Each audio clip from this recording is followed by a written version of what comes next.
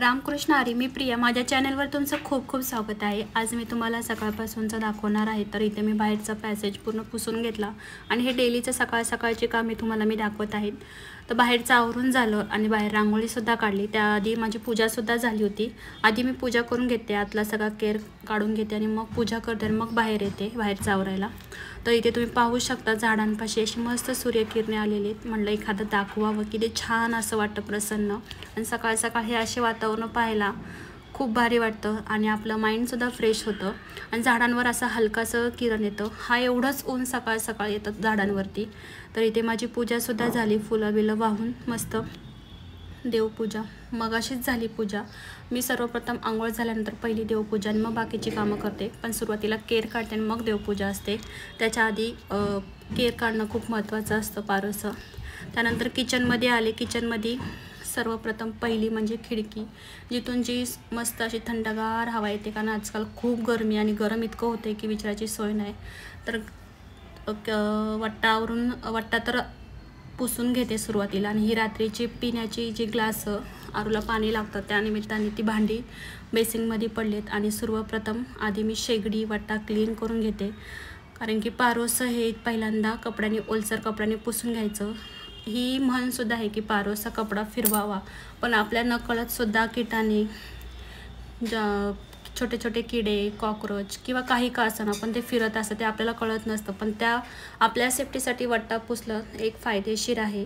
आणि मग आपल्या मनालासुद्धा भारी वाटतं जेव्हा आपले सर्व वट्टा क्लीन केल्यानंतर आणि मगच स्वयंपाकाला लागायचं. आणि मग तिथेच पसारा ठेवून सर्व, तर ते स्वयंपाक करायला बरोबर नाही वाटत. तर माझं हे रुटीनच आहे. सकाळी उठल्या उठल्या पहिला वट्टा क्लीन करायचा आणि मगच स्वयंपाकाची तयारी करायची. तर इथे मी छानपैकी वट्टा पुसून घेतला. बाटली थोडीशी आतून ओलसर होती त्यामुळे ती तशीच ठेवली पालती करून. आणि नंतर मग वट्टा क्लीन करायला घेतला. तर इथे वट्टा क्लीन झाला आहे. आणि आता म्हणलं चहा ठेवावा, कारण चहा पहिला मला लागतो जेव्हा पूजा होते. पूजाच्या आधी मी काहीच खात नाही, म्हणजे पीतसुद्धा पाणी, फक्त कोमट पाणी पिते मी. पण नंतर लगेच चहा ठेवते पूजा झाल्या बाहेरचं आवरून आल्यानंतर. आणि चहासुद्धा मी असं स्पेशल ठेवत असते. तर मी कशाप्रकारे चहा ठेवते ते तुम्हाला सांगते. आणि काहींचं चहा ठेवण्याची पद्धत वेगळी असेल, माझी वेगळी असेल.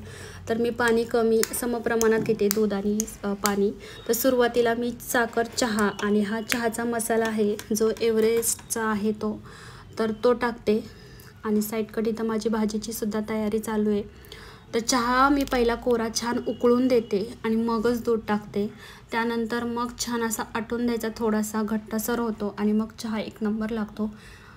कोरा चहा नेहमी चांगला कढवून द्यायचा आणि मगच दूध टाकायचं. तर इथे भाजीची तयारी चालू आहे माझी. कोबी मगाशी चिरून घेतला मी चहा ठेवता. आणि त्यानंतर साईडकट सगळी तयारी केली. स्वयंपाक करताना नेहमी गोष्ट लक्षात ठेवायची की पूर्वतयारी करून घ्यायची, म्हणजे आपल्याला वेळसुद्धा वाचतो. आणि मग इकडे तिकडे शोधण्यात, वस्तू काढण्यात वेळ जातो, तर आपला वेळसुद्धा वाचतो इथे. तर इथे तुम्ही पाहू शकता माझा मसाल्याचा डबा. बाकी तयारी सर्व जवळ असली नाही की मग फोडणी टाकायला बरं पडतं. आणि एक सवयसुद्धा चांगली आहे, जर तेल घेतलं आहे, मसाल्याचा डबा नाही, मग तेच हात आपले इकडे तिकडे लागतात. त्यामुळे एक स्वच्छतेचा भागसुद्धा म्हणजे आपले जे फोडणीचं तेलाचं उडतं किंवा काय, तर ते इकडं तिकडे लागत नाहीत हात. ही एक गोष्ट लक्षात ठेवायची. आता इथे मी कोबीची भाजी करते आणि तीही साध्या सिंपल पद्धतीने टॅमॅटो, मिरची, जिरा मोहरीची फोडणी आणि त्याच्यामध्ये विशेष म्हणजे महत्त्वाचं चण्याची डाळ टाकून करणार आहे. आमच्याकडे अशा पद्धतीनेच करतात. आणि ही भाजी शक्यतो आहे ना आमच्या कोकणामध्ये तर खूप पंक्तीमध्ये फेमस आहे. पूर्वी पहिले करायचे, आता तर काय सगळ्याच भाज्या करतात. पण पहिले ही कोबीची भाजी आहे ना ठराविक फेमस असायची. एखादी मसाल्याची भाजी असेल तर कोबीची भाजी हमखास असायचीच. तर त्या पद्धतीनेच करतो. पण ती टेस्ट आपण कितीही चांगलं मटेरियल टाका, पण गावच्या पंक्तीची भाजी ती होतच नाही.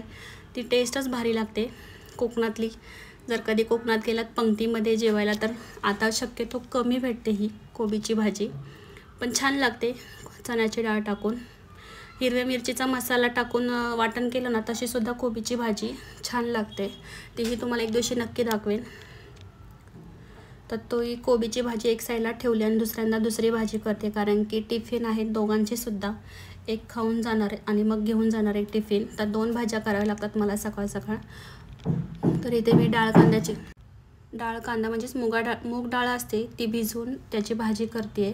तर त्याचीसुद्धा रेसिपी सोपीच आहे. कांदा टमॅटो जिरा मोहरीची फोडणी टाकून आणि त्याच्यामध्ये आपले घरचेच मसाले टाकून चांगले व्यवस्थित मसाले परतायचे आणि मग ती डाळ टाकायची. तर साईड कट माझी सवय आहे की वट्टा पुसून घेते. एकदम पुसण्यापेक्षा हे नॉर्मल जेवढा वेळ भेटेल तेवढं पुसून घ्यायचं, म्हणजे शेवटच्या टायमाला जेव्हा आपण सर्व क्लिनिंग करतो तेव्हा आपल्याला जड पडत नाही वट्टा आवरायला, कारण की फोडणीचं बऱ्यापैकी उडतच असतं. तर इथे मसाले व्यवस्थित छान शेकून घ्यायचे. ह्या भाजीला आहे ना मसाला महत्त्वाचा मेन म्हणजे चांगले शेकले पाहिजे, कच्चेपणा ठेवला नाही पाहिजे. आणि ही लपतपी भाजी खूप छान लागते. आता मी थोडीशीच केली आहे तिघांना खाण्यापुरती, आणि कोबीची भाजी टिफिनसाठी. शक्यतो मसाल्याची भाजी टिफिनला देत नाही, कारण की आता गरमीसुद्धा खूप आहे, एखाद्यास खराबसुद्धा होऊ शकते. तर साईड कट मी दाखवलं नाही, पण माझ्या चपात्यासुद्धा झाल्यात. आणि चपात्या शक्यतो मी अशा टोपल्यामध्ये उभ्या करते आणि मग त्याची गडी करते थोड्याशा कोमट झाल्यावरती, म्हणजे त्या छान नरम राहतात. आणि आता साईड कट चपाती करतानाचा पसारा तुम्ही पाहिलाच आहे, तोही पुसून घेते व्यवस्थित. चपातीसुद्धा झालेली आहे आणि सर्व भाज्या काढून झाल्यात. कोबीची डाळ कांद्याची भाजीसुद्धा आता मी काढून घेते एका भांड्यामध्ये. आणि इथे आरू उठली आहे. तर सकाळचे 9 वाजले आणि आरूला मी आता बळजबरी उठवली आहे, कारण ती आता उठणं तिचं सर्व आवरायचं. 11 वाजता स्कूलला जायचं आहे, गाडी येईल. आणि अजून झोपेचाच चेहरा आहे मॅडमचा. अरे हाय कर, हाय, गुड मॉर्निंग. Good morning. आता आवरायचं ना सगळं, पटपट. Smile please.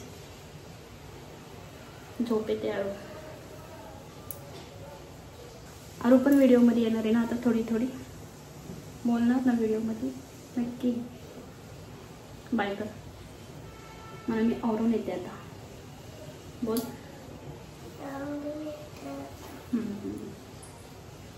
आरूचं सुद्धा आवरून घेतलं आणि साईड कट माझा वट्टा स्वयंपाक झालेला आहे. सकाळचा शक्यतो मी कुकर लावत नाही. आणि आता इथे बऱ्यापैकी माझा वट्टा आवरून झाला आहे. मला आजचं रुटीन कसं वाटलं तुम्हाला नक्की कमेंट करून सांगा.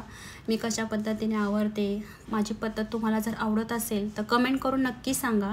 आणि शेअर करा, लाईक करा. आणि काही माझ्या व्हिडिओ तुम्हाला आवडत असेल तर अजून सांगा की हे व्हिडिओ टाकत जा म्हणून, तर मी नक्की आवडीने करेन. आणि व्हिडिओ जर आवडला असेल तर नक्की लाईक शेअर कमेंट करायला विसरू नका. पुन्हा भेटूया अशाच एका व्हिडिओसोबत.